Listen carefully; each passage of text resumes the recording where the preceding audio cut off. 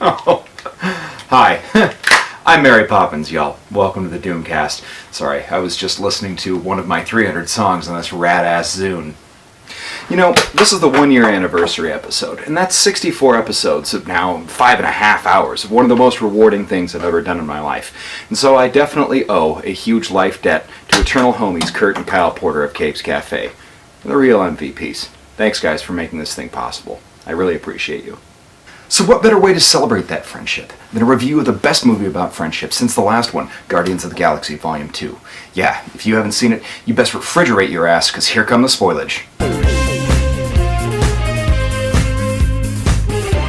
Again, there are spoilers. You've had a week. You've been warned. In 2014, when production on the eventual Batman-Superman Dawn of Justice had begun, Marvel had just released a movie about a British revival of an obscure 1960s cosmic comic from Marvel about a talking raccoon, a tree, and a functioning autistic murderer, and it was arguably the greatest comic book movie to come out of Marvel since, well, ever. Volume 2 came out days before the 20th anniversary of one of my favorite movies of all time, and probably the greatest comedy sci-fi film of all time, The Fifth Element, and that can't possibly be a mere coincidence. For a film that's keenly aware of its sci-fi and action comedy roots, Gotgiv 2 continues the tradition of Marvel getting it right in general, and James and Sean Gunn of generally being incredibly amazing comedy genre filmmakers in general, and I've been a fan of theirs since Slither for very, very good reason. Volume 2 works so well not because of a repeat of gags from the first film, but because of more of what made the first film special. Let's face it, the Infinity Stone in the first film was kind of a MacGuffin, and the villain was a little bit plastic and not as great as what I would have wanted Ronan the Accuser to have been in his first film appearance, but alas. It's a great film because of the team dynamic and the interpersonal conflict, a bunch of rogues learning to become a team for the very first time, and it's a good setup, not necessarily for just an ensemble film, but more for an action comedy. This volume isn't so different, but Ego as a villain is a lot more central to the plot, and that makes for a more personal and more intimate story in which the familial bonds of Peter, Yondu, and Ego are higher stakes than the fate really of the rest of the galaxy. Instead of embracing the tired tropes of the superhero genre, producing a threatening plastic villain who's soundly defeated in the third act, Guardians 2 subverts the whole trope, making the villain almost incidental to the real conflict. And that's the conflict between a trash panda and an alien called Taserface, baby. Howard the Duck makes an appearance, Ben Browder of Farscape makes an appearance as one of the Sovereign Admirals, and we finally got a good old Adam Warlock in Guardians of the Galaxy movie, finally in one of the last post-credits scenes. If you didn't watch it, you should have stuck around. God damn, the appearance of Martin X, Charlie 27, and then Michelle Yeoh as Nikki, and Stallone as Starhawk? Stallone is Starhawk. That's ridiculous. The original Guardians of the Galaxy, the OG-TOG, DC can't even make a good Batman vs. Superman movie, ruining a slam-dunk nerd wet dream, and Marvel made one of the best films of all time, featuring throwaway characters from 1969. There's a lot of good performances here, too. Pom Klementif as Mantis, Michael Rooker as Yondu is fantastic and tear-jerking, honestly. But Drax stole the show for me. It's probably one of the most deeply emotional and, frankly, some of the funniest scenes I've seen in any Marvel movie, and maybe one of the best performances by a professional wrestler since Suburban Commando.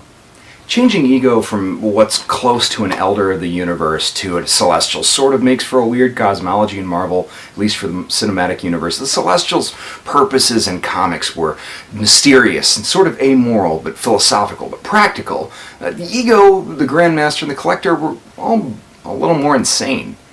The Ego was mostly a protagonist, too. It's okay. I'll get over it. The comic book version of Peter Quill's appeals more that he was essentially a slightly better human being among cosmic gods. He's half human, half Spartois, which is nearly just, it's like a real tough human being, basically. I mean, but he's got nearly unlimited power in this movie now. And the power to warp reality. And what does that say for Adam Warlock, who apparently is going to be in the third Guardians of the Galaxy movie? There's going to be a third. Anyway, all Adam Warlock's powers were to warp reality also, so where does he go? I mean, Peter Quill turns himself into Pac-Man by using light. He uses light to make constructs. He's basically a Green Lantern. DC, I love you, but how are you getting so much shame thrown up in your game? The movie's single critical failure is pointed out very accurately by my friend in comic Micah Brucey, who pointed out that they play the Fleetwood Mac's The Chain twice and they never actually get to the rad bass line. The small cameo by Stan Lee and a group of several Watchers brings the Watchers into the MCU, and it's also a heartfelt and cool goodbye to the cameos that he's done so far. Although I think he's filmed some more in advance, I think he's pretty much done. But my favorite part about this movie is the fact that this solidifies my own fan theory that I've had for about 20 years. And that is that every single movie with Kurt Russell in it has Kurt Russell in it, and he is exactly the same character. Snake Plissken saves New York, and then he retires to assume the identity of Captain Ron in South Florida. Eye patch, eye patch. Halfway in between getting to South Florida, he drives a truck under the name of Old Jack Burton and gets into a real pickle in Chinatown. Only now, this fan theory works even better.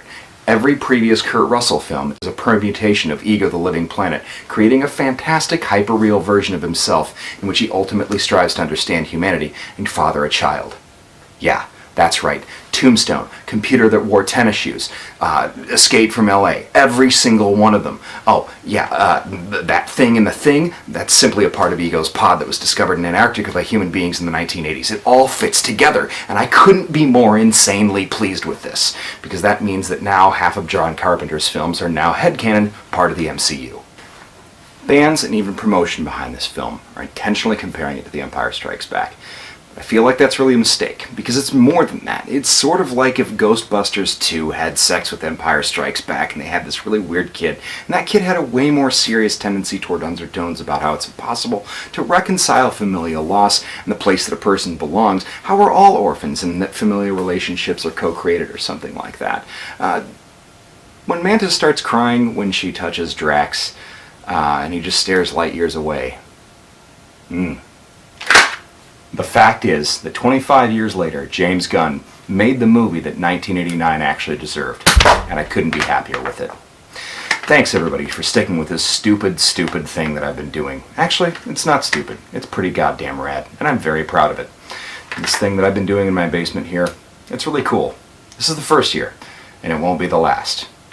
Thanks Kurt, thanks Kyle, thanks everybody who's watched.